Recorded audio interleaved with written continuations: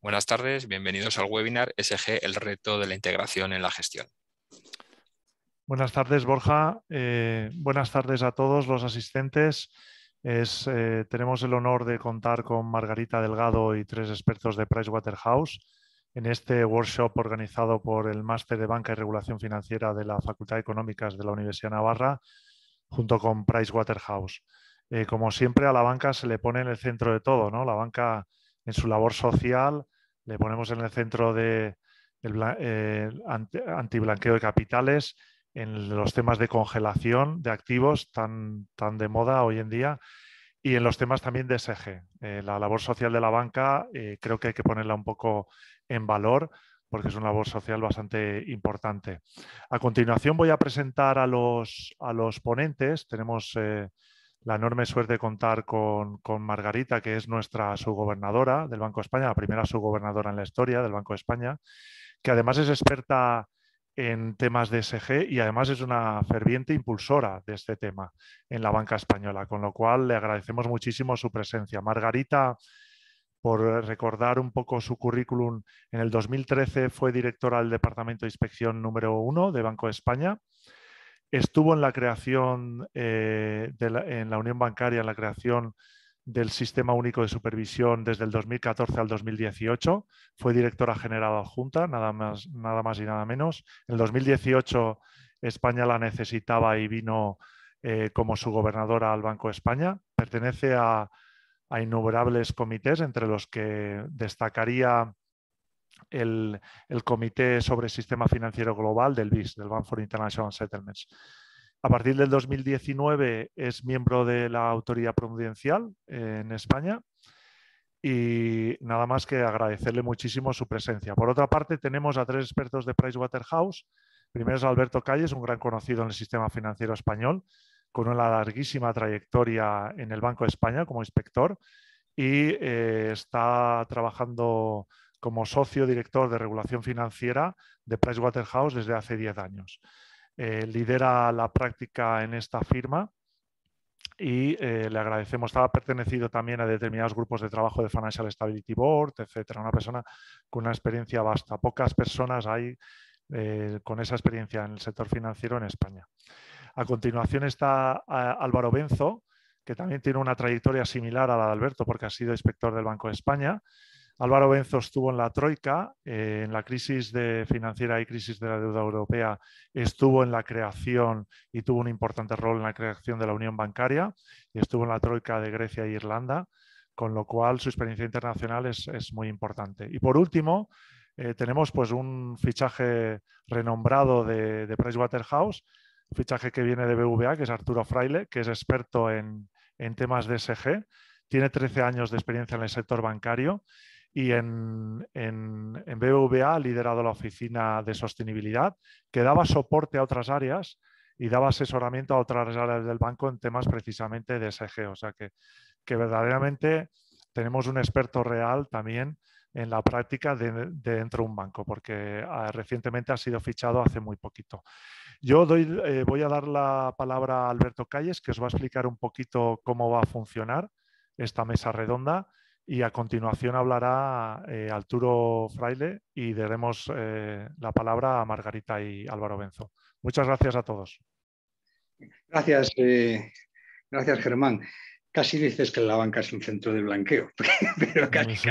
pero bueno, no, de prevención de blanqueo, Sí, efectivamente. sí. Hoy no, y gracias por tus palabras, que bueno, que también son producto de la amistad. La verdad es que gracias a la Universidad de Navarra por participar en estos workshops. Siempre estamos encantados de hacerlos y creo que hacéis una labor fantástica y hay que felicitaros por ello. Y en este en especial, bueno, porque es un tema tan relevante y con una participación tan relevante de la subgobernadora es un orgullo para nosotros, ¿no? Yo simplemente un poco apuntar ahora cómo vamos a abordar esto, que no deja de va a ser un coloquio amigable con la subgobernadora. Pero en primer lugar, sí, por introducir el tema, al final esto se trata de la SG en la integración, en la gestión. Entonces, para introducir un poco el tema, pues vamos en 5 minutos, pues Arturo, como bien decía Germán, nuestro experto, va, digamos, a abordar un poco el punto de situación en términos de dónde estamos ahora y los retos. enfocados en los temas que luego, en clave un poco de reflexión / preguntas, y en 3 módulos que hemos desarrollado, pues abordaremos un coloquio con la subgobernadora, ¿no? Un módulo de gestión de riesgos, otro más de regulación, y sí queríamos abordar al final una reflexión en el momento actual que estamos y con la situación de Rusia y Ucrania, si en todo esto, pues cómo le puede afectar. Esos son un poco el esquema. Ahí moderará Álvaro Benzo. Álvaro Benzo es nuestro responsable de SG en Price, un poco el que tiene el liderazgo de coordinar todas las prácticas en ello, moderará, y bueno, pues la subgobernadora lógicamente será la primera en la referencia, y todos estaréis deseando escuchar su visión, y nosotros lo completaremos, el propio Álvaro o yo mismo, y Arturo, pues completaremos un poco con las reflexiones que podamos estar viendo de los bancos y de las preocupaciones de los bancos, ¿no? Ese es un poco el esquema, y sin más, no me extiendo más. Pues le doy la palabra a Arturo, que va a hacer esa introducción para dejar centrados los temas que vamos a tratar. Pues muchas gracias, Alberto, y muchas gracias, Germán, por tus amables palabras. Aclarar que no lideré la oficina de sostenibilidad, sí que tuve la suerte de formar parte de ella y estar en el comité directivo. Hay que aclarar que la lideraba otra persona. Muchísimas gracias. Y pues como os decía Alberto, antes de empezar el coloquio, nos gustaría ofreceros brevemente nuestra visión en torno a 4 ideas principales de cómo está el reto de ESG y centrando la atención en la integración en la gestión. El primero sería que 2022 es el año en el que se está pasando de las musas al teatro. El segundo sería qué espera y qué no espera el supervisor financiero. El tercero, que sería positivo para las entidades realizar un análisis coste-beneficio y priorizar sus objetivos. Y por último, los próximos retos. Con relación al primer punto, al del año 2022, aquí nos gustaría comentaros pues, que, como seguro que ya sabéis, el BCE puso en marcha la prueba de resistencia sobre riesgo climático el 27 de enero, y además la supervisión bancaria del BCE llevará a cabo una revisión temática, y los riesgos del cambio climático serán parte integral del diálogo continuo con las entidades y del SREP, influenciando en última instancia o pudiendo influenciar en última instancia los requerimientos mínimos del capital de los bancos. Aquí Pricewaterhouse pensamos que las entidades están acelerando, que lo anterior implica un punto de inflexión y que la supervisión prudencial de los riesgos del cambio climático ha llegado para quedarse. También creemos que es importante que haya coherencia entre las respuestas proporcionadas a las pruebas de resistencia y a la revisión temática, especialmente en esta primera iteración, porque es un ejercicio de aprendizaje para ambas partes. Y por último, nos gustaría enfatizar pues, que es obvio que no hacer nada ha dejado de ser una opción. Con relación al segundo punto sobre qué espera el Banco Central Europeo de la gestión de los riesgos del cambio climático, con toda humildad y con el privilegio que supone que la subgobernadora del Banco de España nos pueda arrojar luz sobre esto después, pues nuestra visión es que el supervisor quiere ver un progreso material en cómo los bancos están incorporando los riesgos del cambio climático en su gestión de riesgos, y espera que las entidades avancen por medio de acciones concretas durante periodos de tiempo determinados.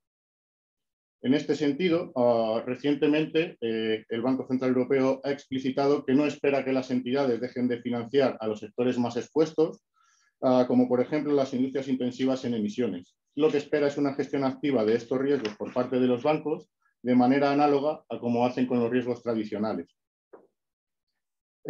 Sobre que sería positivo para las entidades realizar un análisis coste-beneficio y priorizar sus objetivos, nuestro entendimiento es que en general los bancos están intentando avanzar rápidamente en todo a la vez, y creemos que sería preferible realizar este análisis coste-beneficio para priorizar sus objetivos. ¿Por qué? Porque una transición abrupta en la integración de los riesgos ESG no sería o no parece deseable, porque las entidades no tendrían tiempo suficiente para interiorizarlo en su día a día. En este sentido, creemos que las expectativas supervisoras, las pruebas de resistencia y la revisión temática son útiles porque ayudan a las entidades justo a priorizar con relación a su modelo de negocio, su gobernanza, su apetito y su gestión de riesgo. Quizás, para ser capaces de tratar los riesgos del cambio climático con el mismo rigor que el resto de los riesgos tradicionales en términos de datos, de modelización de impactos, se podrían dar 3 pasos. El primero sería mapear y segmentar las carteras. El segundo, implementar técnicas de adaptación y mitigación a través de marcos y cuestionarios de admisión. engagement activo con clientes y marcos de apetito al riesgo acompañados de indicadores cuantitativos. Y por último, cuantificar los impactos en el balance y en la cuenta de pérdidas y ganancias. Por ejemplo, utilizando taxonomías internas de riesgo, análisis de escenarios y pruebas de resistencia. Por último, nos gustaría destacar qué 3 retos pensamos que los bancos y los supervisores tendrán que abordar juntos los próximos años. El primero de ellos sería los planes de transición alineados con los objetivos del Acuerdo de París y Net Zero. El segundo, el uso de las herramientas prudenciales. Y por último, la resolución del conflicto de Ucrania. Con relación al primero, y seguro que la subgobernadora profundizará durante el coloquio, pues el Banco Central Europeo está abogando porque las entidades tengan que cumplir por ley y de manera vinculante con planes de transición que incluyan objetivos intermedios, claros y detallados, conforme a los objetivos del Acuerdo de París, según recoge la reforma de la Directiva de Requerimientos de Capital. Aquí creemos que tener planes de transición que incluyan objetivos intermedios junto con la utilización de técnicas de alineamiento de carteras son útiles para la integración de los riesgos del cambio climático y medioambientales en la gestión, porque ayudan a priorizar en la toma de decisiones. Además, permiten una visión exhaustiva del portfolio y su interacción con el apetito al riesgo. También sirven para medir el grado de avance en la consecución de los objetivos estratégicos. Y nuestro entendimiento es que los ejercicios de medición de riesgos climáticos basados en escenarios van a ir cobrando mayor relevancia los próximos años. Con relación al segundo, parece haber cierto debate sobre el uso de las herramientas prudenciales para hacer frente a los impactos financieros de los riesgos del cambio climático. Por otra parte, sí que existe un consenso generalizado sobre que su diseño y utilización ha de estar basado en los riesgos. En la UE, por ejemplo, el plan inicial era ir integrando secuencialmente los riesgos del cambio climático en los 3 pilares de la regulación y de la supervisión prudencial.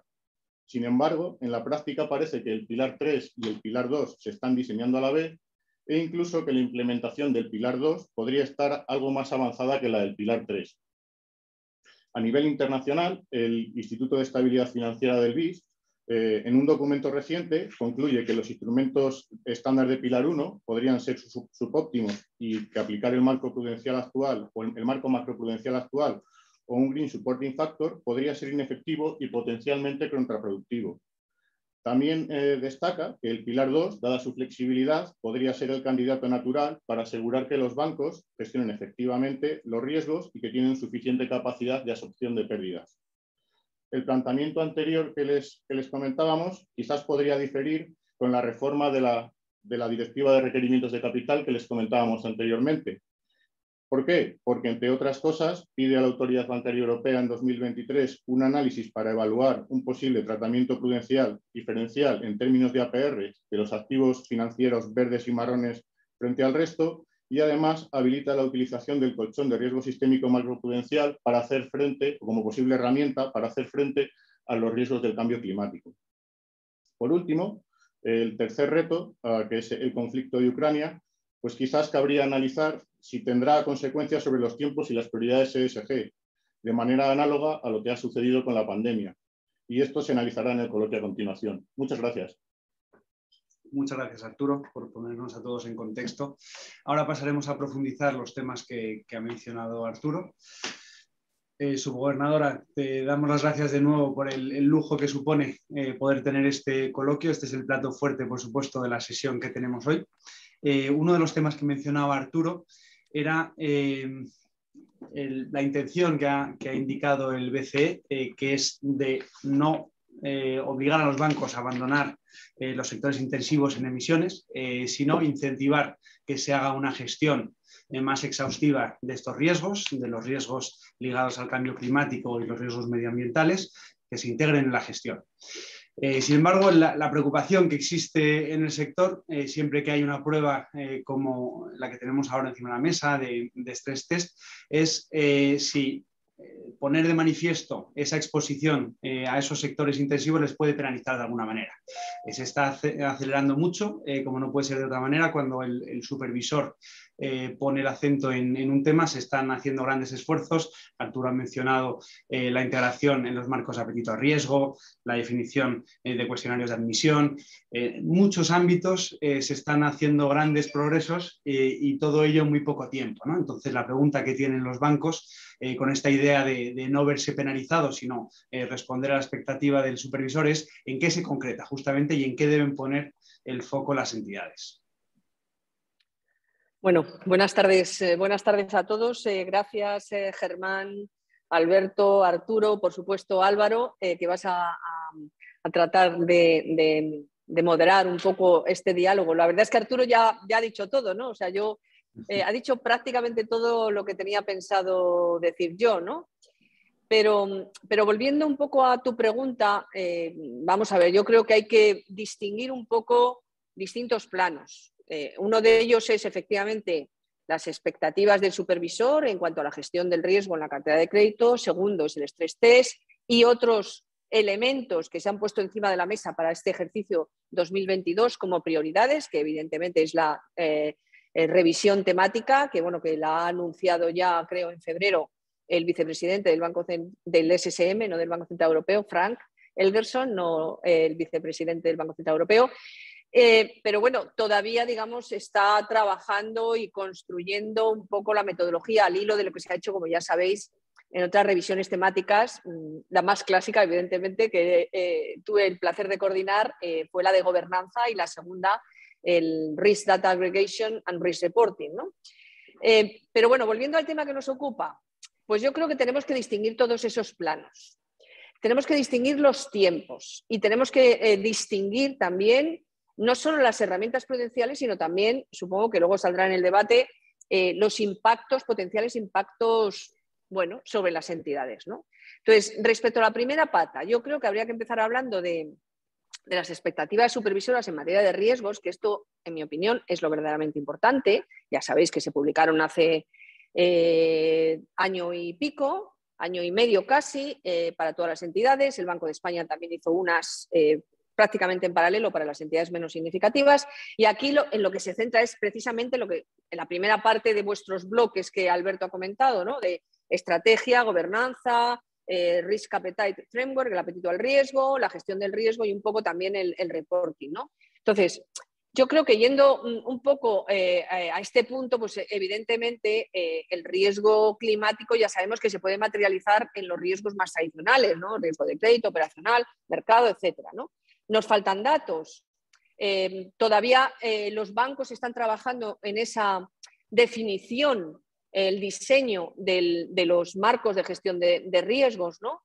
Entonces, yo creo que es en este proceso donde hay que introducir, digamos, el stress test, que, por cierto, todavía no se ha definido ni decidido si esto va a ser un stress test periódico o va a ser de momento un one-off, y después seguiremos construyendo sobre otros elementos.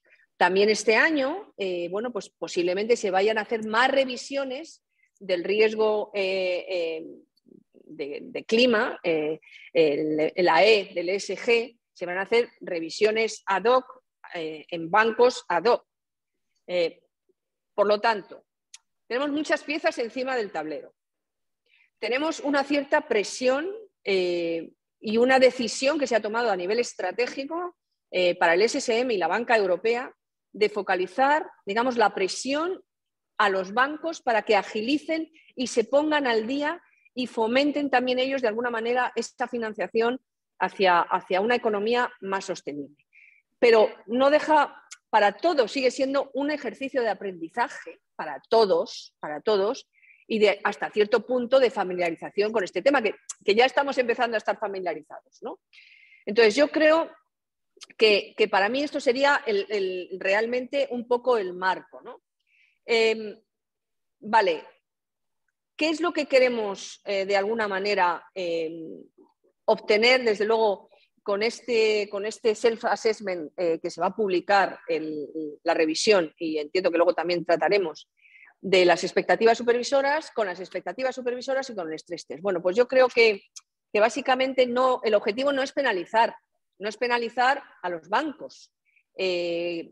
Aquellos bancos que tengan, como también yo creo que ha dicho Arturo, más exposición en sectores intensivos en emisiones, sino garantizar que aquellos bancos que efectivamente tienen en su cartera o como clientes empresas que son más intensivas en emisiones, bueno, pues que efectivamente los bancos entienden esos riesgos, los incorporan dentro de su risk appetite y que, por supuesto, deciden conscientemente tomar esas decisiones de riesgo. Eso no significa que los bancos tengan que dejar de financiar a esos sectores, ni que se les vaya a penalizar por ello, sino que de alguna manera les acompañen en esa nueva transformación, en esa transformación del modelo de negocio hacia otros más sostenibles, ¿no?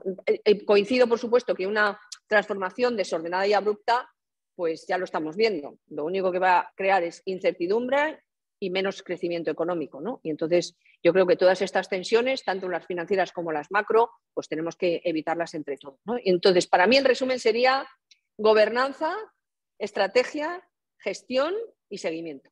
O sea, un poco el ABC de la gestión de riesgos de toda la vida. Pero en ese sentido, Margarita, en la gobernanza para un reto como de este riesgo, es cierto que al final se traduce en riesgo de crédito, pero bueno, pero es una modalidad nueva todavía sin explorar y en aprendizaje, como bien decías. Pero en la gobernanza, que el instrumento principal de la gestión del riesgo en la gobernanza es el RAF, y RAF que hemos desarrollado desde la crisis anterior de Lehman, que ya tuvo su complejidad para hacer unas métricas cuando los riesgos ya eran conocidos y tradicionales y contra el récord anterior. Ahora pues se aborda pues en ese momento con un reto especial porque esto es nuevo, porque faltan datos, porque las métricas... Entonces ahí sí que es cierto que las entidades en términos de, oye, hay que tener la gestión, boom, cada uno con su más approach, pero todos se están metiendo en la ola, otros más estratégicos, otros oye, hay que meterse, pero que en este mundo y con la problemática de meterlo en el principal instrumento de gobernanza, de gestión de riesgo, que sería el RAF, pues están todavía antes decía Álvaro que pues sí, están metiendo cuestionarios en admisión para ir cogiendo información, para ir viendo cosas, pero que el reto todavía es grande y la incertidumbre es grande. Además es que aquí no hay expertos todavía, estamos haciendo ahora, expertos hay Arturo y poco más. Bueno, entonces tampoco hay benchmarking, oye, ¿qué está haciendo el banco de al lado? Ese aprendizaje todos a la vez, ¿no? Entonces, en ese sentido, no sé si pues, en la gestión de riesgo, aparte del tema de gobernanza y estrategia, no sé si hay algún punto especial de concreción de por dónde empezar, que probablemente no, probablemente no, y estamos todos abordando ese tema y por eso estamos todos trabajando en ello, pero sí que yo creo que lo que quería decir es que es el reto de integración en riesgo en este es, si cabe, mayor que lo que fue en el pasado en la otra liga por esa incertidumbre, ¿no? Y muy ligado a lo que estás diciendo, Alberto, diferentes entidades nos decían que lo que les preocupaba es todo lo que se está queriendo hacer y el poco tiempo en el que se está queriendo hacer, ¿no? Y que se cometan errores por esa precipitación. Pero bueno, esto forma parte de lo que es un proceso de transformación muy necesario. Y de aprendizaje, lógicamente. Exacto. Muy bien, pues la lista de deberes ha quedado clara. El otro tema de gran preocupación que también hemos mencionado en esta introducción son los planes de transición, ¿no? Y hemos escuchado decir al BCE, al vicepresidente del SSM, que el BCE aboga porque los bancos elaboren y publiquen esos planes de transición que sean compatibles con los objetivos del Acuerdo de París, establezcan metas intermedias y que sean obligatorios, en definitiva, como establece el borrador de la CRD, que todavía está, obviamente, que tiene que ser objeto de negociación y aprobación final. Pero la pregunta que se plantea es ¿qué espera el supervisor en cuanto a tiempos? ¿Cuándo se espera que se publique? Aquí hay una dependencia grande de la información que los propios bancos puedan tener de sus clientes, de los sectores a los que financian, para entender cuál es el ritmo que se puede llevar en esa transformación, en esa transición. Y en ese sentido, pues pensamos que la directiva, la Corporate Sustainability Reporting Directive, ayudará a los bancos en este ámbito, pero queríamos saber cuál era tu opinión, tu visión, Margarita, de cuáles son los tiempos con los que pueden contar los bancos en este sentido. La verdad es que la respuesta es difícil, ¿no? Un poco también, o sea, yo estoy de acuerdo con el comentario que ha hecho Alberto, ¿no? Es decir, se está pidiendo todo al mismo tiempo sin una priorización y sin un benchmark claro de lo que están haciendo los bancos. Es verdad que esa labor, si me apuras, de benchmark, es un poco a lo que me refería de un proceso de aprendizaje también para los supervisores. Es decir, todo esto, esta revisión transversal que se va a llevar a cabo a lo largo de este año, bueno, pues luego habrá unas lecciones aprendidas que se publicarán, ¿vale? Y además, efectivamente, habrá una serie de bancos que luego, si queréis, entramos un poco porque no hay información, nadie tiene información, no tenemos información granular exactamente, pero sí que vemos que hay una serie de bancos que están invirtiendo más. Es verdad que esto es costoso en recursos y en unidades monetarias y en euros, están invirtiendo más y están de alguna manera marcando un poco más la senda y el camino, ¿no? Y entonces yo creo que va a ser muy relevante las lecciones aprendidas tanto del stress test a nivel cualitativo como de la revisión temática, ¿no? Y eso se va a publicar y ahí tendremos un inicio de algo que podría ser un benchmarking, pero tendremos muchísima más capacidad, por lo menos, de discutir, de reaccionar y de hablar con los bancos, ¿no? Entonces, respecto a la pregunta que tú hacías más concreta, Álvaro, pues la verdad es que es muy difícil, ¿no? Yo no sabría decirte las fechas concretas. Efectivamente, la CSRD, bueno, pues está ahí. Bueno, yo entiendo que no sé, entrará en vigor en breve, ¿no? Pero luego, luego esto afecta a las empresas más grandes, que en España ya sabéis que se traspuso ya en una ley parte de lo que se dice en esta directiva y afecta también a empresas que no son tan grandes, es decir, que tienen más de 250 empleados. Cuando entre en vigor para toda Europa, pues va a afectar a unas 49.000 compañías, cuando antes el umbral anterior era unas 11.500, 11.600, y luego también va a tener un coste que se ha calculado, el coste de primera implantación, perdonadme que voy a mirar la chuleta, que eran unos mil y pico millones, 1,3 billón me parece, 1,2 billón de coste fijo en el momento de entrada en vigor y unos 3.600 millones de euros en costes anuales. Todos estos requerimientos de información. Es decir, esto no es un coste menor, ¿no? Entonces, bueno, vamos a ver también qué publican las compañías de más de 250 empleados. Hay una larga lista de requerimientos de información. Se exige que sean legibles con métodos, digamos, electrónicos, digitales, para que se puedan compilar las informaciones, pero evidentemente aquí hay unos retos tremendos. Luego, de cara a los bancos, pues evidentemente la EBA prevé que entre en vigor su ITS, yo creo que es en junio, ¿no? En junio del 22, sí. Y que el 31 de diciembre pues ya entre en vigor, incluso para la información de emisiones de Scope 3, que afecta a todas las emisiones de la cadena de valor, que esto es un reto tremendo, aunque se retrase un par de años, hasta 2024. Pero es un reto tremendo. Bueno, pues con esto, ¿qué quiero decir? Pues que evidentemente no tenemos datos fiables y comparables. O sea, esto es esencial. Eso es la primera que lo reconoce, y yo creo que todos lo reconocemos. Es esencial para abordar este riesgo, para abordar las decisiones, para la gobernanza, para el marco de apetito al riesgo. Y efectivamente estoy totalmente de acuerdo. Pero es cierto que se ha tomado la decisión estratégica de empezar, de arrancar, aunque no se tenga el último dato fino, ni datos suficientemente profundos en cuanto a profundidad histórica para estar plenamente preparados. Y bueno, pues ya está claro que las entidades financieras son esenciales para esta transformación y yo creo que los bancos tienen que hacer uso de los datos que ya tienen para que planifiquen sus estrategias, evidentemente, porque es la materia prima, ¿no? Los datos, pero hasta bien entrado 2024 y más allá, pues posiblemente no tengamos datos fiables, ¿no? Pero es muy difícil predecir con precisión cuándo los vamos a tener. Claro, claro. Y si, bueno, has mencionado el ITS de la EVA, el año que viene, gracias al Pilar 3, tendremos mucha más información y entonces esa capacidad de benchmark que decías y tener un poquito más de luz, desde luego será mucho más fácil para los bancos empezar a definir esos objetivos. Hemos visto que de momento es un puñado de bancos en Europa los que han empezado a publicarlos, ¿no? Pero sí vemos que en los ejercicios, en el ejercicio de estrés, las entidades están echando mano de bases de datos externas también para ir haciendo sus estimaciones y poco a poco hacerse una composición del lugar. Bueno, pues muchas gracias. La siguiente pregunta que queríamos comentar contigo era la foto internacional. ¿Cómo comparan los bancos españoles desde tu punto de vista con los bancos extranjeros en el nivel de progreso que estamos haciendo? Si estamos en cabeza, a la cola, en línea con los demás.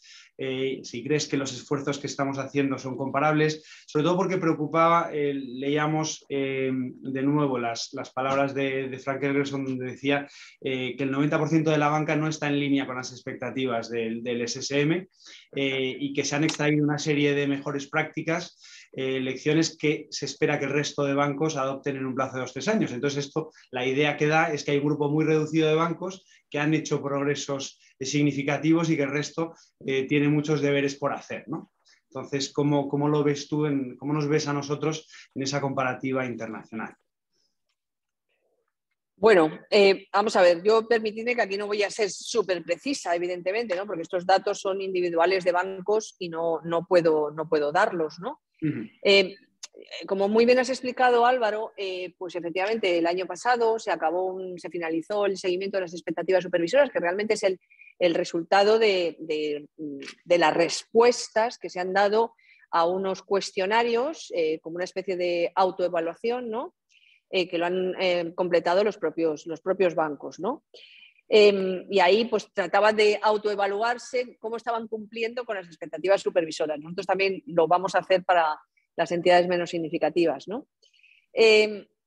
Bueno, pues efectivamente de aquí se han extraído una serie de conclusiones y se viene a decir que el 45% de los encuestados de los bancos se calificaron como que no estaban cumpliendo, ¿sabes? Y esto efectivamente se ha analizado en profundidad y se ha visto que efectivamente, bueno, pues realmente no están cumpliendo y se autocalificaron como insuficientes y mal fundamentados, ¿no?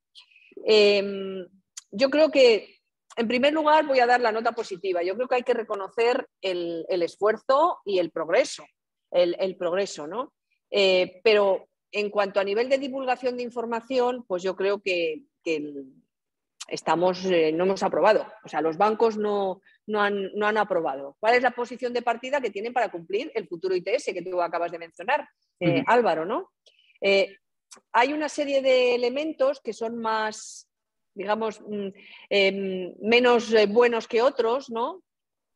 Pero otros que son mejores que otros, ¿no? Entonces voy a empezar de nuevo por lo positivo. En cuanto a las áreas mejores que obtuvieron mejor calificación, fueron las de la divulgación relacionada con la gestión de los riesgos, que hemos dicho que es fundamental, lo cual esto es positivo, con la transparencia de las metodologías y definiciones y también en la divulgación de la gobernanza. En cambio, las peores calificaciones, fue la transparencia en relación con las exposiciones a riesgos materiales, es decir, no se está siendo transparente, posiblemente porque no se tengan los datos o no se sepa calificar si el riesgo es material o no, y bueno, y otros riesgos medioambientales, ¿no? Respecto a los bancos españoles, yo ahí no daría una nota pesimista. Evidentemente una cosa es la media, pero bueno, en media estamos mejor que la media del SSM para todas las entidades significativas. Estamos por encima, pero ya digo que la nota media es baja. Estamos mejor, lo cual, bueno, pues aquí cada uno puede ver el vaso medio lleno o medio vacío, ¿no? Pero las más grandes, y este patrón se replica en los países similares, con un sistema financiero similar al nuestro, en los países de nuestro entorno, las entidades más grandes sí que se nota que están mucho mejor preparadas. Entonces, bueno, se ha preparado, digamos, la típica distribución, ¿no? de un mapa donde se sitúan los puntos que son las entidades, y hay algunas que están en la parte alta a la derecha de ese gráfico, ¿no? y aledañas. Y hay algunas entidades españolas que están bien situadas. Pero es verdad, insisto, que no en todas las áreas, incluso las que están mejor no aprueban en todas las áreas. Con lo cual, bueno, pues lo siento, pero queda mucho por hacer. Y en todas las categorías queda mucho por hacer. ¿Me oís? Sí, perfectamente, sí. En todas las categorías y bueno, pues yo diría que me puedes preguntar ahora, Álvaro, ¿en qué áreas nuestras entidades tienen que trabajar más? Pues te lo voy a decir. Ya lo has preguntado tú. Bueno, pues tienen que trabajar, pues evidentemente, en la divulgación de sus estrategias en relación a todos estos riesgos y en las métricas, algo que te has referido, yo creo que os habéis referido todos, relacionadas, y en los objetivos. Pero bueno, yo creo que nos queda mucho por avanzar y yo creo que todos, de nuevo, tenemos que seguir aprendiendo y, por supuesto, tratando de canalizar un poco y ordenar un poco el tráfico de ideas y de esfuerzos. Eso es verdad, eso es así. Estupendo, bueno, desde luego no, la luz y mensaje, ¿no? Primero que hay mucho que hacer y nadie está aprobado, casi nadie, pero sí es cierto también que en términos están mejor que la media, aunque no en todo, como bien has dicho, pues también da en ese sentido un poco de orgullo, porque la verdad que nosotros como tenemos nuestras conversaciones con todos los países europeos, los franceses, los alemanes, todo el mundo dice que sus bancos son los mejores y claro, queremos coger las buenas prácticas de todo, pero bueno, que también aquí habrá buenas prácticas en ese sentido, ¿no? Pero bueno, dentro de que hay que hacer muchas cosas, lógicamente, y eso yo creo que lo tienen claro los bancos y nosotros encantados también. Sí, desde luego. A pesar de la lista de deberes, es bueno saber que hay áreas en las que estamos destacando positivamente, ¿no? Y que el esfuerzo de los bancos se está notando.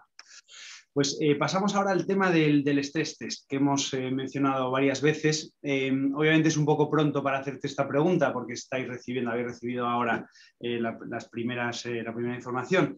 Pero la pregunta obligada es cómo estáis viendo este ejercicio y cuáles son los grandes retos que vosotros veis. Nosotros, trabajando del lado de varias entidades, estamos viendo un grandísimo reto de comparabilidad de información, de consistencia, porque las entidades tienen que aplicar metodologías, también tienen que hacer una serie de hipótesis, echar mano, como decía antes, de bases de datos, información externa, para suplir las carencias de información que de momento se tienen, como tú también has mencionado. Entonces es un ejercicio tremendamente challenging, como decimos, ¿no? Entonces, ¿cómo lo estáis viendo vosotros? Bueno, a ver, es challenging, efectivamente. A ver, el primer desafío que hay, evidentemente, es que los plazos son súper ajustados. O sea, también me lo han comentado recientemente CEOs de principales bancos. Los plazos son muy ajustados y bueno, pues no es un stress test exactamente igual que los que veníamos haciendo, regulares, cada 2 años de la EBA. Bueno, en primer lugar, lo que tú has dicho, los datos. O sea, la obtención de los datos es otro desafío añadido, ¿no? Nosotros, todos los bancos, ya teníamos bastante tasados cuáles son los datos que había que enviar para los distintos envíos del stress test, ¿no? Y ahora, pues yo creo que esto es un desafío, una dificultad añadida, ¿no? El tema de exactamente la obtención del dato. No son datos que se obtienen de manera sencilla y sobre los que tampoco se tiene una gran experiencia acumulada, ¿no? Luego hay otro reto, en mi opinión, que es que esta vez solo va a haber 2 ciclos de Quality Assurance en lugar de 3 ciclos que suele haber en el stress test. Por lo tanto, los bancos tienen que ser mucho más cuidadosos en el envío de la información y la calidad de la información. Y yo ya les he insistido que, por supuesto, tienen que aportar todo tipo de justificación, comentarios, explicaciones que puedan, de alguna manera, dar más luz y más color a lo que es el mero dato, dado que el dato, bueno, pues digamos que es de difícil obtención y, bueno, pues de difícil comparación, ¿no? Y tampoco tenemos experiencia histórica, ¿no? Entonces, yo creo que ahora va a haber solo 2 ciclos de Quality Assurance, van a ser más profundos y, por lo tanto, se va a requerir ex ante más información, no solamente el dato frío, sino también dándole color con todo tipo de información a través de ficheros, explicaciones cualitativas y cuantitativas. Entonces, yo creo que esto es un reto añadido también en este ejercicio. Y básicamente esos son los retos ahora que se han identificado en estos primeros compases, ¿no? del ejercicio. Luego, pues evidentemente,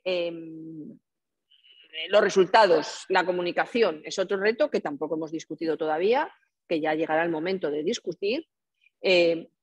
A priori, pues las pocas discusiones que hemos tenido es que se dará información cualitativa y posiblemente no banco a banco, pero esto, por favor, sujeto a potenciales discusiones en el Supervisory Board que todavía no hemos tenido en profundidad.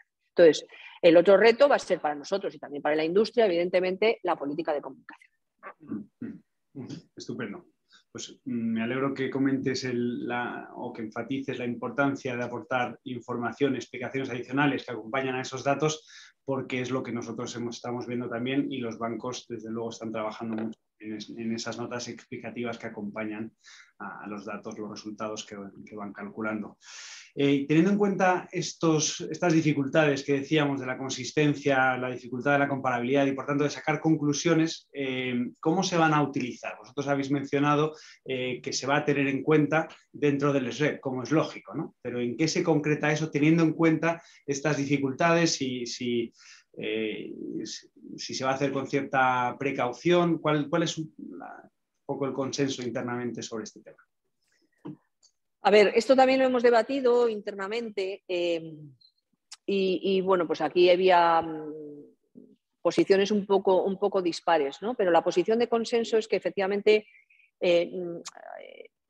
no voy a decir que no vaya a tener ninguna consecuencia, pero que desde luego las consecuencias van a ser meramente en ese primer ejercicio de stress test cualitativas. Es decir, se va a integrar como un elemento cualitativo en el SREP. En principio, pero de nuevo, no me quiero anticipar a posibles discusiones, ¿no? Tampoco hemos tenido varias discusiones, pero no hemos tenido la discusión definitiva, pero en principio podría tener, bueno, pues una cierta relevancia en cuanto a hechos cualitativos en el apartado de gobernanza, en el bloque de gobernanza. Calidad de dato, gestión del dato, bueno, pues gobernanza interna, etc. Básicamente elementos cualitativos. Eso no significa que no vaya, en algún caso, potencialmente a mover algún score, alguna nota, y potencialmente pudiera tener algún impacto en el requerimiento de capital. Pero esa no es la intención.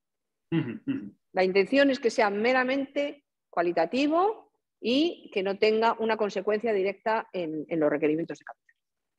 Estupendo, estupendo, es muy útil. Nosotros lo que vemos también es que, como todo ejercicio de aprendizaje, como decías tú antes, lo vimos en el pasado también con las revisiones temáticas de gobernanza, lo que puede ser muy útil de este ejercicio es que sirva para alimentar esos planes de transición que estábamos diciendo antes, la fijación de estrategias que tú mencionabas, para precisamente calibrar esos indicadores que tenemos que introducir en el RAF y asegurar esa coherencia, y aquí enganchamos ya con la revisión temática, de todas las diferentes iniciativas que los bancos están poniendo en marcha. Integrar los riesgos climáticos dentro del ICAP también, y por tanto vemos que todo el trabajo que se está haciendo para el stress test debería ser útil también para todas estas otras piezas en las que se está trabajando, ¿no? Hombre, sin duda, está claro, ¿no? Porque la revisión temática va a ser de las expectativas supervisoras sobre el cambio climático, ¿no? Entonces, yo creo que esto hay que verlo, como hemos dicho antes, dentro de un paquete, de una manera un poco más global, en el que evidentemente se incluye el stress test. Ya os he anticipado que va a haber más iniciativas a lo largo de este año, más ad hoc y focalizadas. Pero claro, este es uno de los riesgos que está dentro de nuestras prioridades supervisoras para este año, ¿no?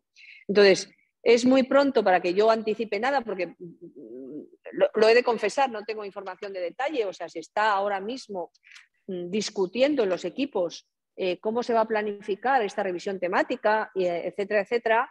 Pero bueno, está claro que se van a analizar todas esas expectativas. Bueno, creo que son 13 expectativas que incluye la guía de 2020, pero solamente va a haber 3 que no van a quedar dentro del scope de esta revisión temática, ¿no? Evidentemente hay una que hace referencia al estrés test interno de las entidades, ese va a quedar fuera por motivos obvios y evidentes. El tema de cómo se gestionaría el riesgo de liquidez, porque yo creo que, bueno, pues ahora mismo no es un issue, no es un problema. La liquidez, de momento, crucemos los dedos porque ya nos podemos esperar cualquier cosa. Y por último, pues el tema de la divulgación y el disclosure, pues yo creo que ya se ha revisado con todos los cuestionarios de autoevaluación y bueno, pues no es necesario volverlo a revisar posiblemente, ¿no? Y va a salir un documento en breve que hemos aprobado ya en el Supervisory Board, ¿no? Entonces, bueno, pues ¿podría esto tener alguna repercusión más? Bueno, pues como toda revisión temática, claro que puede tener repercusión en la carta de SREP. Tuvo la de gobernanza, las 2 de gobernanza, la de Risk Data Aggregation, pues todas pueden tener una cierta repercusión, no solamente cualitativamente, sino potencialmente pues algún movimiento, como he explicado antes, de notas en los requerimientos de capital. Pero bueno, de nuevo, a lo mejor se ajusta algo, algún score, pero no tampoco es el objetivo. De nuevo es, bueno, pues seguir concienciando, avanzando, creando benchmarks, extrayendo lecciones y el objetivo no es, desde luego, dar una vuelta de tuerca a los requerimientos de capital. Estupendo, muy claro, muchas gracias.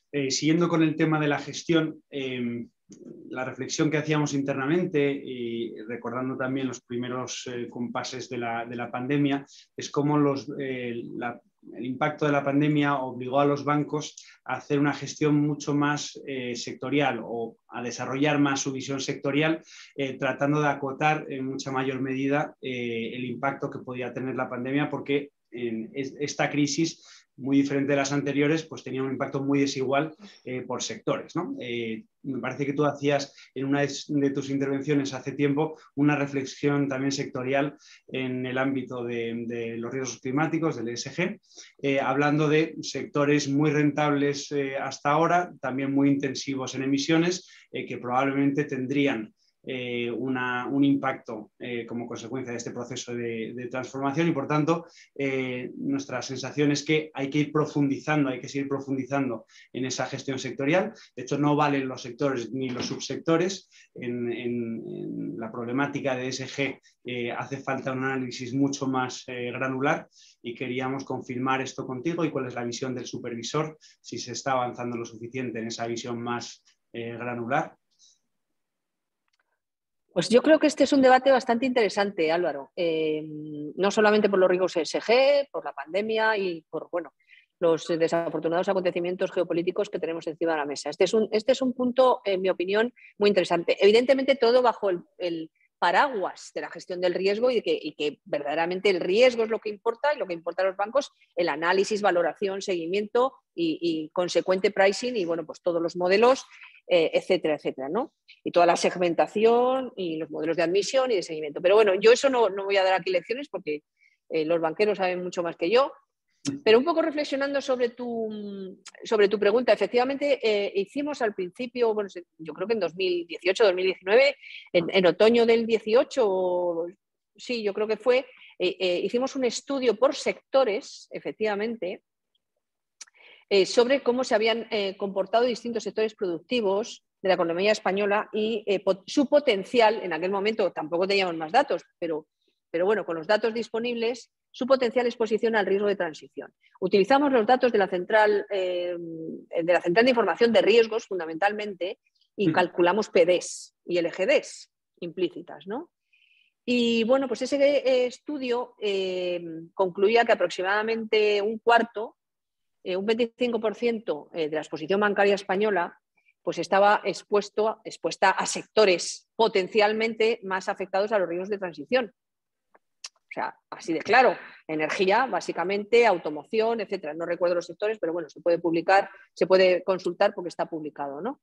Pero estos sectores presentaban unos ratios de morosidad, unas PDs inferiores a la media y habían presentado recurrentemente a lo largo de los últimos 10 años unos mejores resultados que los potencialmente más verdes, ¿no?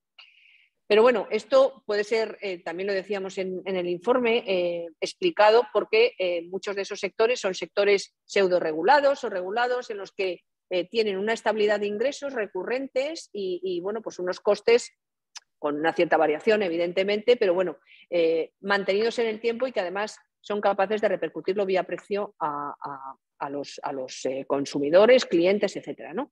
Con lo cual, bueno, yo creo que aquí la clave no es dejar de prestar a los sectores contaminantes. Yo creo que eso se ha dicho por activa y por pasiva, ¿no? La clave es cómo hacer esa transición y de una manera justa y equilibrada y no abrupta, como también ha dicho Arturo, y ya lo he mencionado anteriormente, ¿no? Entonces, todos estos sectores siguen siendo necesarios a día de hoy, lo estamos viendo. Lo estamos viendo, ¿no? Cómo son necesarios y no podemos dejar de financiar a determinadas industrias hoy. Lo que pasa es que, bueno, yo creo que también la pandemia nos ha demostrado que la gestión es posible que tenga que estar más diferenciada por sectores, ¿no? Porque cada sector, pues efectivamente tiene un riesgo intrínseco que se puede ver agudizado por determinados elementos, ¿no? En la pandemia, pues no se ha visto afectado igualmente la alimentación de productos básicos que la hostelería. Está claro, y comemos en los dos casos, ¿no? Entonces, es verdad que es posible que efectivamente, y está claro que el riesgo climático va a impactar a unos sectores más que a otros. Entonces, aquí está la clave de cómo introducir ese mayor impacto en determinados sectores y además acompañarles en esa transición y en ese análisis de esos planes para la transformación hacia una economía más verde, más sostenible, ¿no? Bueno, ya sabéis que hemos publicado diversos estudios y artículos analíticos, uno de ellos en el informe en diciembre de 2021 sobre los retos de la economía española, en el que se detallaba con pelos y señales la resistencia al cambio climático de los distintos sectores económicos en España, ¿no? Y evidentemente el impacto era muy distinto. Veíamos ahí mayores impactos, sobre todo en agricultura, en transporte, metalurgia y energía, ¿no? Bueno, pues evidentemente pues, cobra relevancia estos análisis sectoriales y profundos y aquí los bancos pues evidentemente tendrán que estar preparados y prestar atención de manera especial en la gestión de todos estos riesgos asociados, porque son riesgos de la transformación, pero a la postre son riesgos económicos. En ese sentido, yo creo que, mira con lo que dices, Margarita, yo en términos prácticos para la gestión de los bancos, yo añadiría dos dimensiones. Una, que yo creo que además a los supervisores os he oído muchas veces, es decir, vale, la información tiene que ser flexible para que hoy analices el enfoque de sectores de una forma porque tienes un problema, como fue en la pandemia, y mañana puede venir por otro lado. Y bueno, lo estamos viendo con Ucrania y Rusia. Ahora el esquema de análisis es distinto. Entonces, sí que tienen que tener la capacidad de información flexible para analizar la sectorial, sea el sector que tengas que analizar en cada momento. Eso es una. Y segunda, que ya más enfocado en el riesgo climático, la verdad que la reflexión es, que hay también encima de la mesa, es si los bancos tienen que tener capacidades técnicas para entender el sector, ya no solo por riesgo, sino más técnicas en términos, porque igual que en los últimos años los bancos han tenido que ir cambiando las capacidades de recuperación, porque de la crisis anterior, que era más de adjudicados y de inmuebles, ahora son más hay que cambiar. Aquí el tema de, bueno, habías mencionado el sector agrícola, por ejemplo, pero saber que para financiar la transición, qué temas son efectivamente buenos técnicamente para esa transición, ¿no? Pues los bancos están en ese sentido perdidos y probablemente también tendrán que tener capacidad o subcontratarlas o no, pero que el reto de tener capacidades técnicas para abordar que efectivamente es eficiente esa financiación orientada para financiar algo técnicamente que mejore la transición, intuyo que va a ser necesario. Me parece una idea muy pragmática, desde luego. Perfecto. Pues queríamos pasar ahora a comentar uno de los temas que tú has tratado más, Margarita. Has mencionado antes la inspección temática, la revisión temática, perdón, de gobernanza. En este ámbito, en un proceso de transformación tan ambicioso como el que tenemos ahora, evidentemente exige un empuje muy decidido desde órganos de gobierno, ¿no? Entonces, queríamos saber cuál era vuestra visión, mejores prácticas que hayáis identificado en ese ámbito. En general, cuál es, de nuevo, la lista de tareas en la que crees que se deben focalizar más las entidades, ¿no? Bueno, yo creo que ya lo hemos mencionado un poco a lo largo de toda esta conversación, ¿no? Evidentemente, bueno, en primer lugar, de nuevo, yo creo que la nota positiva es que sí que hemos observado cambios en la gobernanza de los bancos, no solamente a raíz de las revisiones temáticas y otras sucesivas que se han hecho, pero sí que hemos visto mejoras para adaptarse a los nuevos riesgos, ¿no? O sea, cada día lo vemos y lo vemos a través del análisis del fit and proper. Los consejos de administración pues cada vez demandan más perfiles más especializados en materias que no son meramente financieras o bancarias. Evidentemente, no solamente riesgo climático, sino también, bueno, pues IT, tecnologías de la información y comunicación, ¿no? Pero efectivamente, pues yo creo que desde el ECB se espera que los órganos de gobierno de las entidades entiendan estos riesgos, ¿no? Y que incorporen estos roles, ¿no? Bueno, no existe una única forma de organizarse, como todos sabemos, pero tiene que ser suficientemente eficaz como para que tengan esa capacidad de reacción y, bueno, pues puede ser a través de comisiones especializadas o directores generales o ejecutivos o miembros del comité de dirección, bueno, a cargo de temas de sostenibilidad y riesgo climático. Yo creo que ahí nos está siendo, digamos, prescriptivo en cuanto haya una única forma de organizarse. Por supuesto, todo esto tiene que bajar hacia abajo, los marcos de apetitos al riesgo, hay que seguir fomentando las métricas y obteniendo lecciones y buenas prácticas de otros bancos o de lo que vaya emitiendo el supervisor. Yo creo que eso lo hemos tratado todo, ¿no? Pero bueno, un poco volviendo a uno de los puntos que antes me preguntabas, Álvaro, sobre las puntuaciones que habían sacado los bancos, pues yo creo que en este tema de gobernanza, aunque la banca española está por encima de la media, pero insisto, la media no es alta, no digo que se haya aprobado con la media, pues en la media se llega al 4,5 en gobernanza, ¿no? Entonces hay recorrido y yo creo que la taxonomía todavía y todo el mapeo de las carteras está por llegar y se tiene que trabajar mucho en eso. Y yo creo que aquí, desde luego, es un campo donde abonado para que haya más cambios y más mejoras en cuanto a la organización interna de los bancos, sin duda. Estupendo, muy claro. Nosotros, nuestra percepción, como tú decías, yo, en general esto se aplica a todos los ámbitos, no hay un modelo único. Nosotros la característica que estamos viendo en la evolución, en la gobernanza en este sentido, es hacia la mayor transversalidad, ¿no? Cuando se iniciaron los esfuerzos en este ámbito estaba más acotado a departamentos muy concretos y ahora lo que vemos es que ya va desde negocio hasta auditoría interna pasando por riesgos, ¿no? No hay ningún ámbito que no toque ahora mismo la gestión de los riesgos climáticos. Entonces, vemos una evolución muy positiva en ese sentido. Cada entidad lo trata de una manera diferente. Luego tú has tocado un punto muy importante que es el de la eficacia. Y en este sentido hacemos un paralelismo con la inspección de gobernanza, la revisión temática de gobernanza que conoces mejor que nadie, donde insistíais mucho en el nivel de seniority y empoderamiento que debe tener el director de riesgos. y su acceso directo al Consejo, pues aquí, sin preconizar un modelo concreto, creemos que debe ser algo parecido, ¿no? Es decir, debe haber una persona que lleve el peso de esta responsabilidad y que tenga el seniority suficiente para poder empujar, seniority y dicho sea de paso los recursos, para poder empujar este proceso de transformación con esa visión transversal y que abarque a todas las áreas. Luego lo que vemos también, otro paralelismo con la revisión temática RIGA,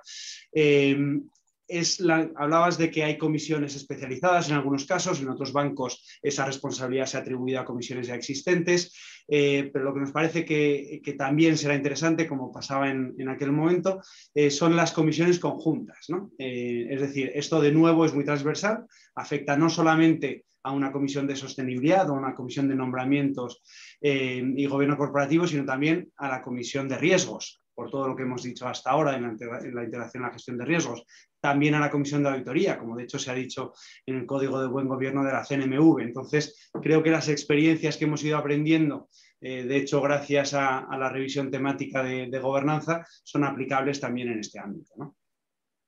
Totalmente de acuerdo. El tema de transversalidad, bueno, se puede acabar aglutinando en una persona que lo coordine y dirija, pero desde luego por debajo de él, sin duda, tienen que estar diversas áreas del banco, que por cierto, nosotros en el Banco de España también lo estamos aplicando. O sea, yo hago un poco de surveillance, de supervisión, un poco de monitorización, lo coordina una dirección general, pero le reportan todas, desde el área de billetes o de todo, porque los billetes son muy sucios y generan muchos residuos y bueno, pues nosotros somos contaminantes, el Banco de España. Parecería mentira, pero un banco central contamina. Claro, desde luego.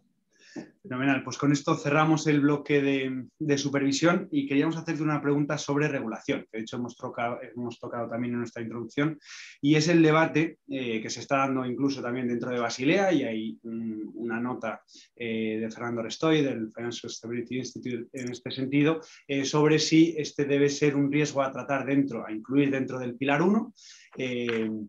Y luego está el otro debate, si se debe ir por la vía de los incentivos o por la vía de la penalización, debate que el regulador tiene más claro y los bancos tienen probablemente una posición diferente, o si debe tratarse más en el Pilar 2, ¿no? Y queríamos saber cuál era tu visión aquí.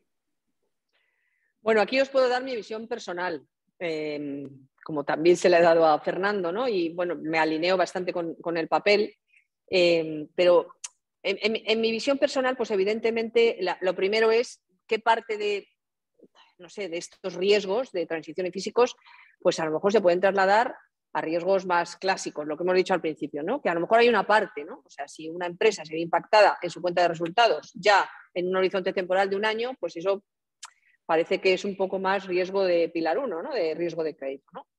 Pero esto ya es posible que sea un poco una entelequia, una distinción que es más fácil de hacer teóricamente y a lo mejor no tan fácil en la práctica, ¿no? Pero bueno, más allá de eso, pues evidentemente si Pilar 1, o sea, con el marco que tenemos hoy en día, claro, con el marco estamos hablando del marco que tenemos.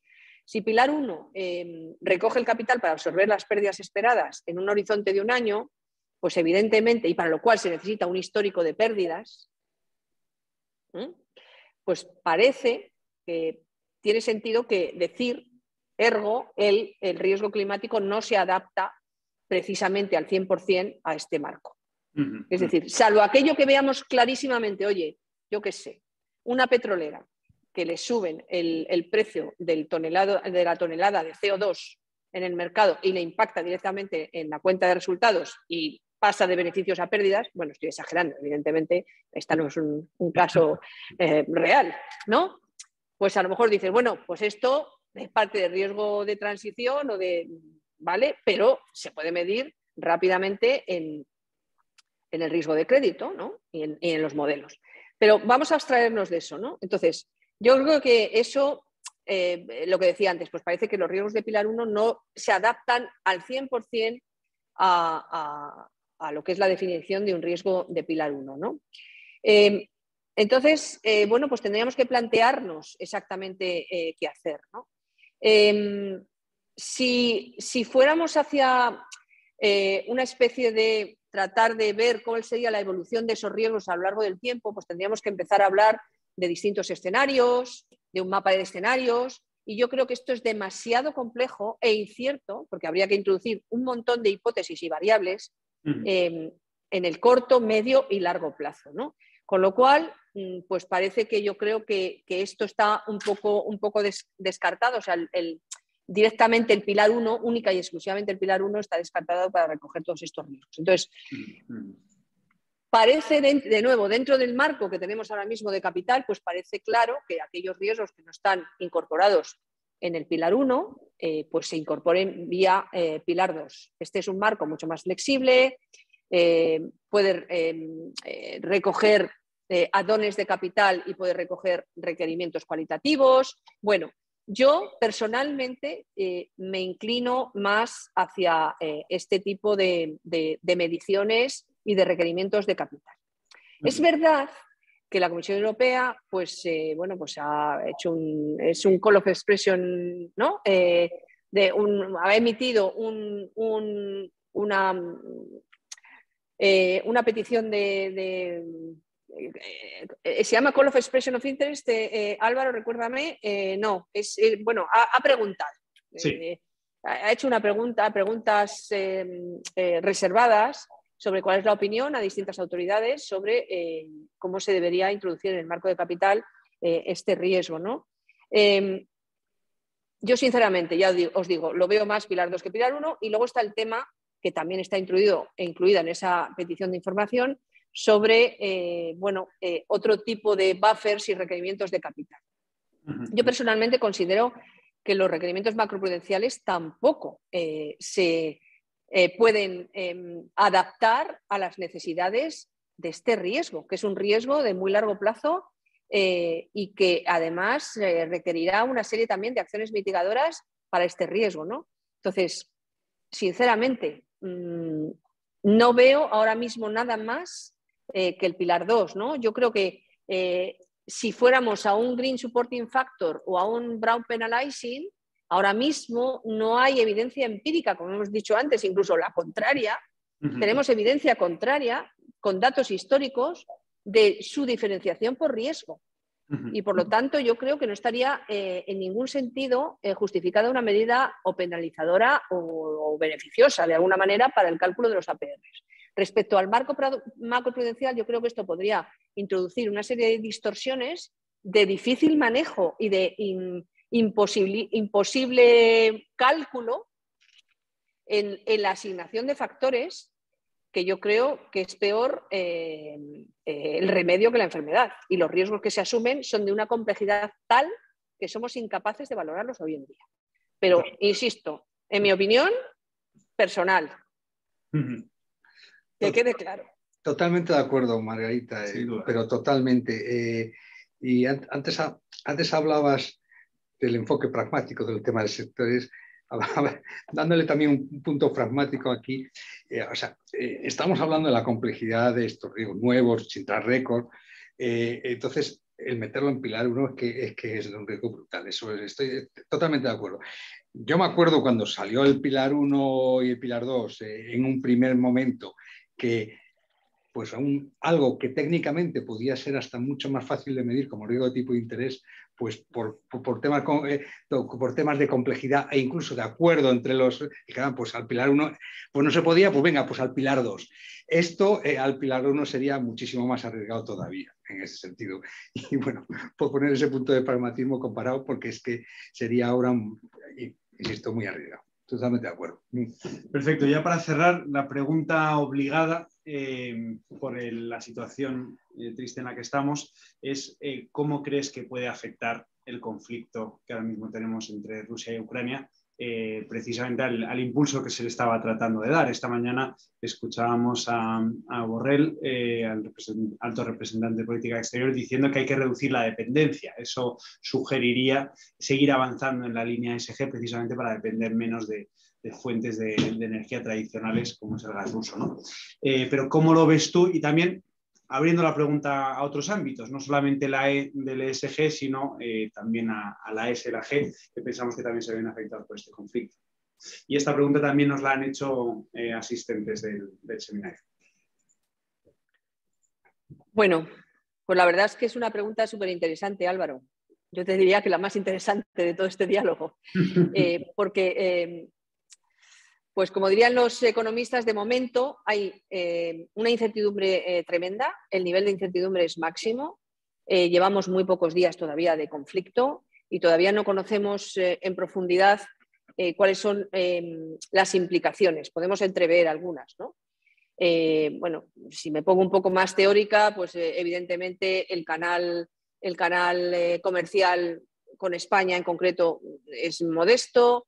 El canal materias primas, bueno, pues ese es peor en el sentido de que toda esta tormenta, bueno, pues está haciendo subir los precios de la energía, con independencia de que nosotros seamos menos dependientes del gas ruso que otros países de nuestro entorno. Entonces ahí hay un shock evidentemente de oferta y luego ya sabéis que el canal financiero pues es muy limitado, pero se puede ver impactado en efectos de vuelta, de segunda ronda, no solamente por la espiral inflacionista y por los salarios, ¿no? Entonces la incertidumbre es máxima, el impacto sobre la economía todavía no está muy claro. Bueno, ya nuestros servicios de estudios y el Banco Central Europeo lo están tratando de estimar, pero todo está basado un poco en hipótesis y con datos, bueno, pues a través de los modelos económicos, pero la incertidumbre es desgraciadamente máxima, ¿no? Entonces, aquí un tema muy relevante y un poco siguiendo la línea de lo que planteabas, Álvaro,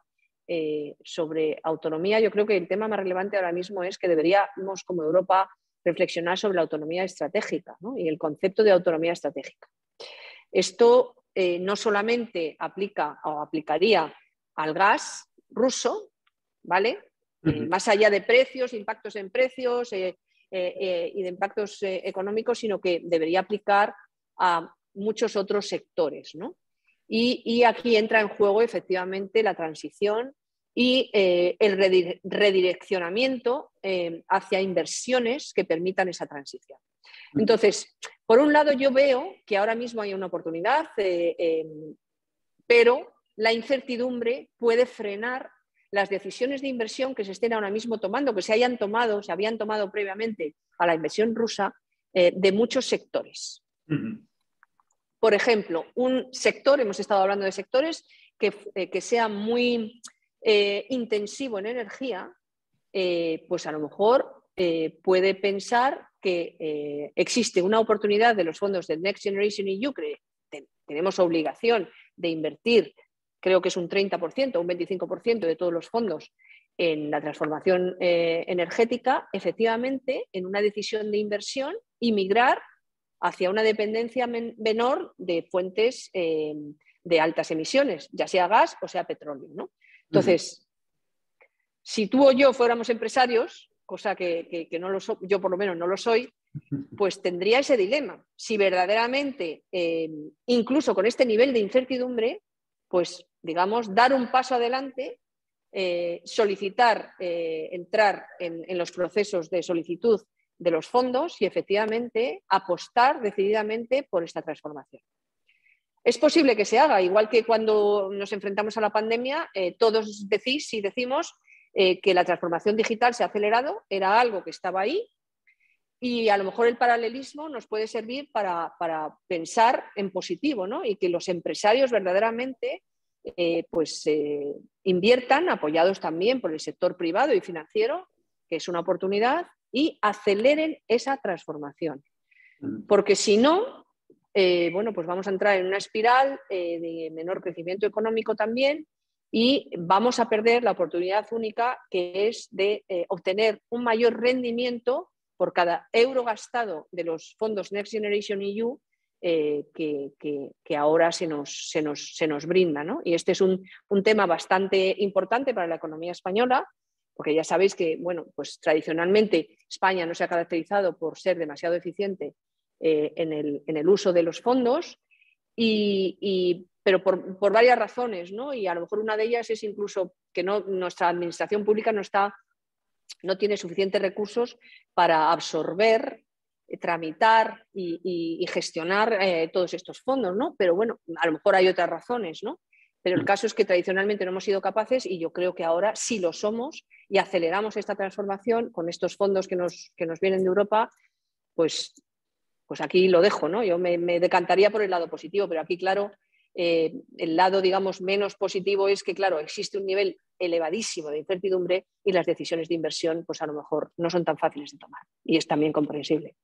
Sí, sí. Sin duda, yo suscribo totalmente tu reflexión geoestratégica. Yo creo que si cabe, esto nos da más razones para ser más ambiciosos y empujar este proceso de transformación, no solamente por las necesidades desde el punto de vista del riesgo del cambio climático, sino también por estas consideraciones estratégicas y de reducir nuestra dependencia exterior, sin ninguna duda.